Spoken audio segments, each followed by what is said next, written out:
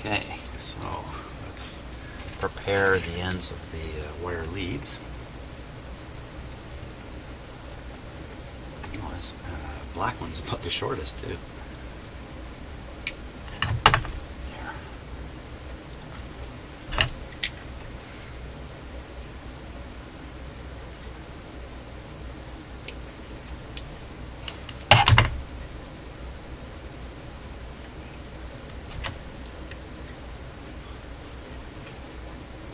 Now these, other than the black one, these other leads are all going to have the high voltage on them. It's not very high in this set. It's going to be like 160, 150, something like that.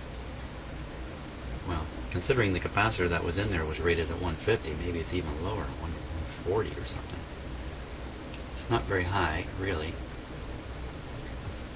In fact, you know where high voltage really starts?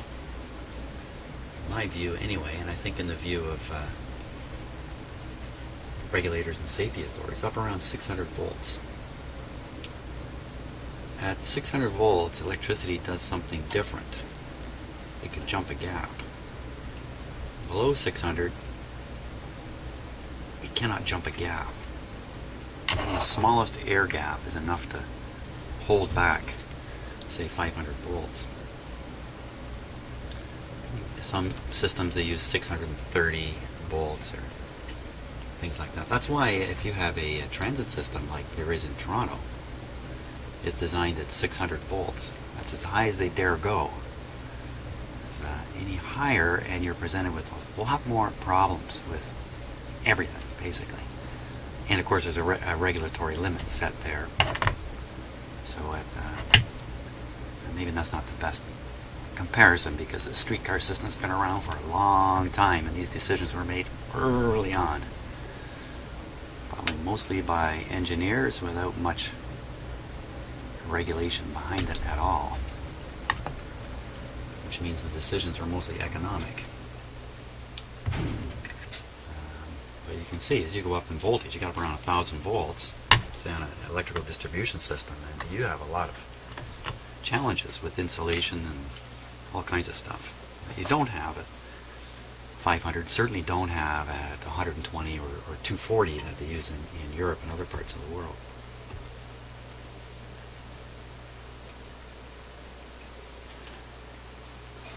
There we go. Now, bearing in mind this is, I better put this in closer to its final position here. Something like that. Wow, that is a little low for some of these wires, like this black one. May not be long enough. I may have to put something else in there.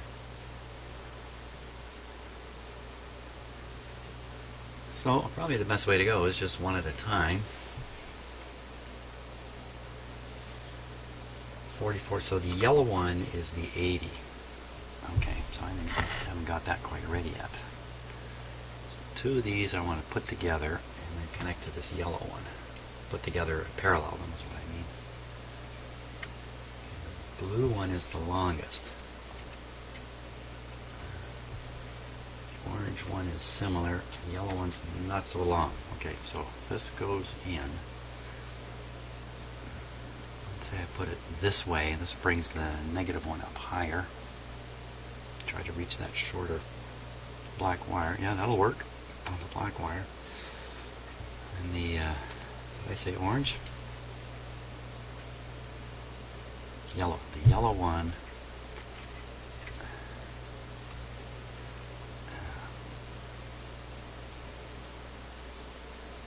So I think I'm going to go for these two here. Tied together. Go like that. That's sitting like this.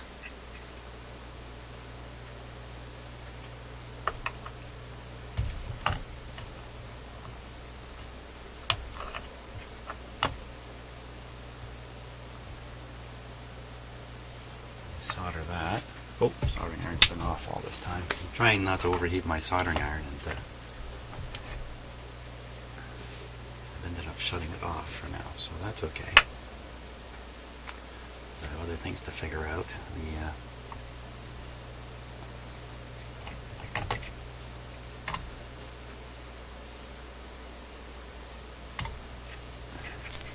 Black one can go there. Don't have to worry about covering or protecting the black one, but these other ones I'm going to want to cover as much as possible with some sleeving. And try to keep the least amount of open wire exposed.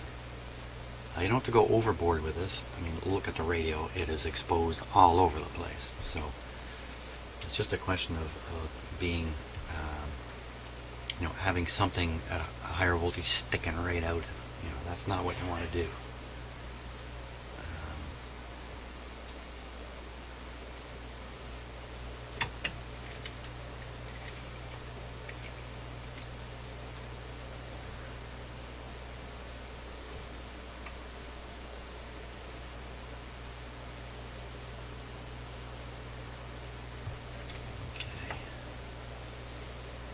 I can tell how many times I'm fitting this in and thinking about it.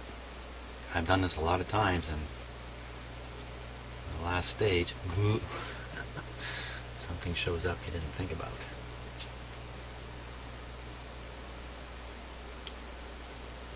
The powerful human imagination. Yeah, I think that's something that sets us apart from most of the other animals. Not all of them, but we have this powerful, powerful imagination that we can utilize in so many wonderful ways. It's you can get carried away with it. Okay, let's see if we reach the. Hey, what's happened there? That's not me holding still. Hey, what's happened? That's funny. It frees up. Interesting. I've got 3 cameras going here. 2 of them, the 2 identical Logitech cameras, have frozen up. Probably has something to do with me bringing up the. Well, that's interesting. The property box is gone. Okay, let's have some video fun. See if I can reset this camera here. Apparently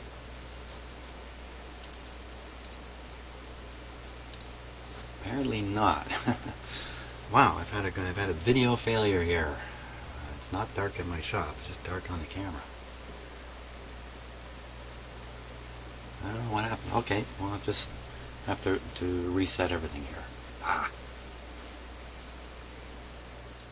Well, son of a gun. I'm not having a good time here with my video system today. I just finished 20 minutes of shooting a video with absolutely no audio. I just looked up and realized that So, but here's the good news. Okay, I'm sorry you missed all this. There's the capacitors installed. There's the larger one there. Okay, too bad you missed all the excitement of me soldering it all up. But in any case, this guy's out. Those guys are in, and I'm right at the stage now of testing it. So you got spared a lot of babble on my part about stupid things too. So okay, life is tough in the video world. Oh, so I'll also explain what happened. I'll just let you know, it looks like my little hub that I used to provide extra USB ports and extra power for those ports to drive these cameras. It looks like the hub has quit. And it took me a little while to sort all that out. So I'm now operating with just one camera, and because that's all I can manage the way my computer's set up, I'll have to get another hub. I'm really surprised because I don't think there's anything to a hub. So I really don't know. I'll probably blast it apart here. The thing only cost $15, I think, when I bought it. I'll take it apart and peek around inside of it, but that seems to be the problem, the hub itself. So, anyway, enough of that. I'm right at the stage of testing this now, which is probably a little more interesting than watching me solder. I'm racing against lunchtime here.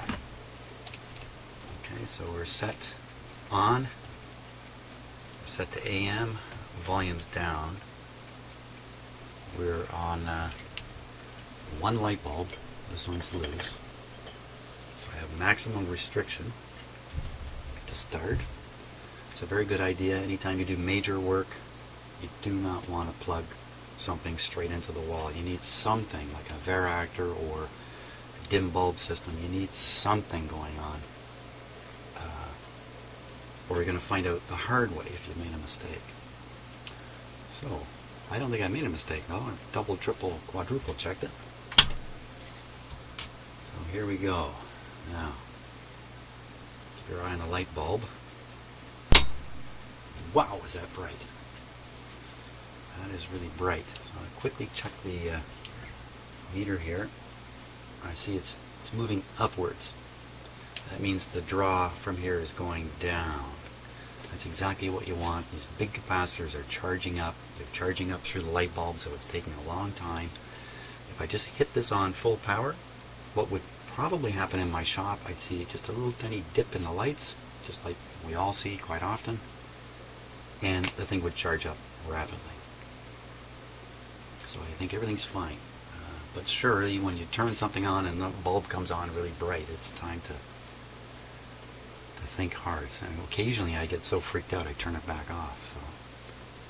So, okay, so we're up around 50% of line voltage being supplied now. That's around 60 volts on this. You don't hear any hum. You may not hear anything. It may take quite a while for the heaters to heat up and everything. You can't see it in the camera, but these lights are actually glowing very, very faintly.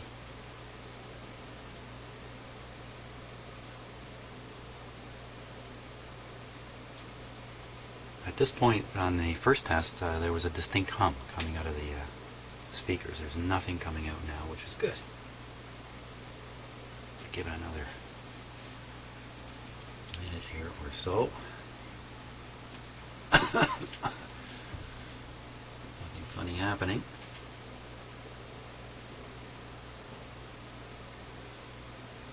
Still got the volume right down. Just turn it up. Nothing at all, which I'd rather have something coming out of it.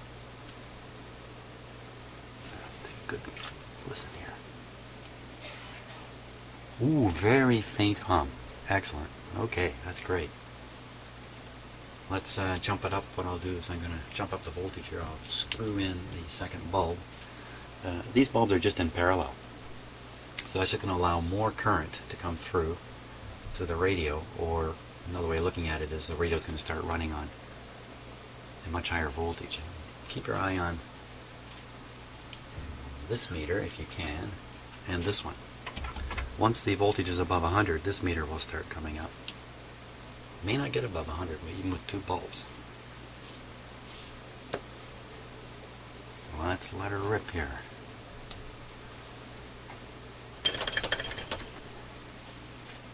Get around 80%. The volume up full. That wasn't the smartest move. At 80% I would expect to start to hear some radio action here. Could be dirty contacts in the switch.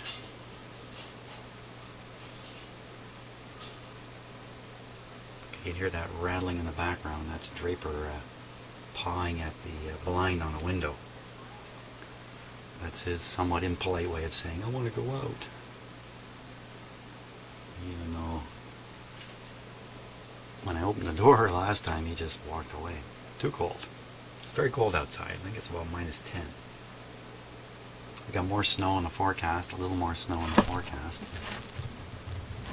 Well, nothing's happening here. So either my option is take it up to a higher voltage yet, which is basically full voltage. You can't go any higher with my light bulbs.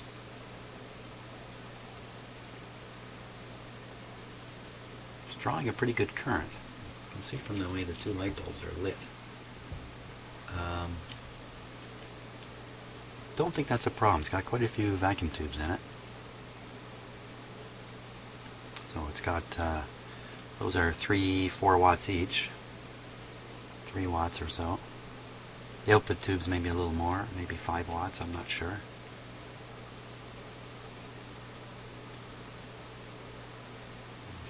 Okay, let's try fiddling around with some switches here and see what we get. Oh, what do I hear there?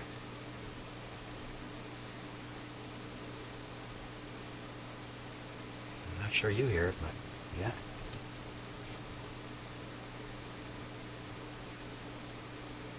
It's radioing.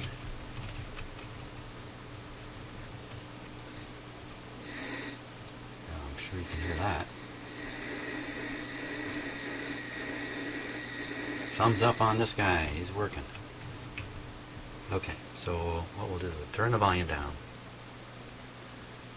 We'll let's wiggle. No, let's turn the volume up. Let's wiggle this switch here. Ha! See that? Dirty switch. How do you like that, eh? And it's working.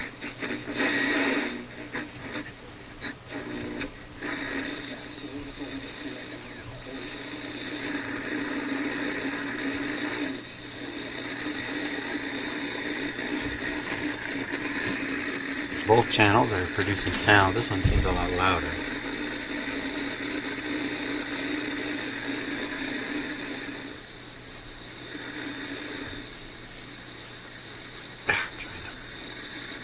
So that channel seems quieter than this channel because I'm at 7 on the dial.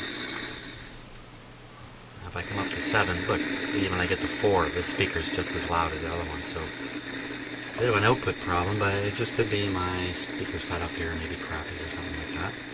Oh, Draper is going to rip the blind down up there. So let's try FM even on the lower voltage. I have the outdoor antenna connected. Okay, it's probably a dirty switch here. Yeah, dirty switch.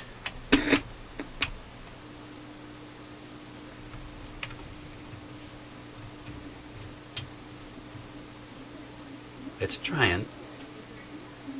It's receiving, so I'm not too concerned now. We'll go to full voltage. Obviously these lights pop up. Here we go. Thrill of thrills. Give the unit a moment to warm up further. No surprise there. Sleep Country's prices are unbeatable. If their prices aren't already lower, Sleep Country will not only very low output. Prices, they'll beat them by 5%. So everyone wins. Sleep Country. I think there's a problem back here. Sorry for the clumsiness, but have a look. This one tube is glowing super bright compared to the others. I'm going to cut back the power here. I'm going to eventually get in here and check all the coupling capacitors and the like, but I think this one's got probably a positive grid or hasn't got the right bias on it. And it's probably responsible for some of the sound difference. But basically the unit's working. Excellent, excellent, excellent.